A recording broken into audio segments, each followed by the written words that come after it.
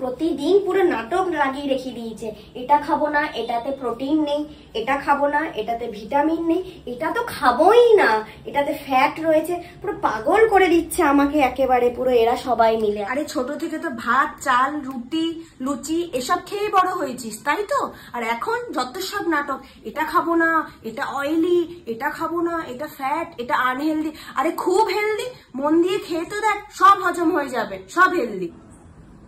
সারাক্ষণ যদি এতই জল খাস তাহলে আর খিদে পাবে কি করে তোর?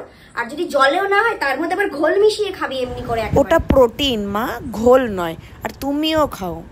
আমার দরকার নেই, তুই খা। আমার 2 কাপ চায়ে আমার পুরো এনার্জি চলে আসে, আর কিচ্ছু লাগে না। স্যার রাতে কি খাবে, রুটি না ভাত? মা মাল্টিগ্রেন রুটি। জিমের ট্রেনারকে কি বল, মাল্টিগ্রেন রুটি?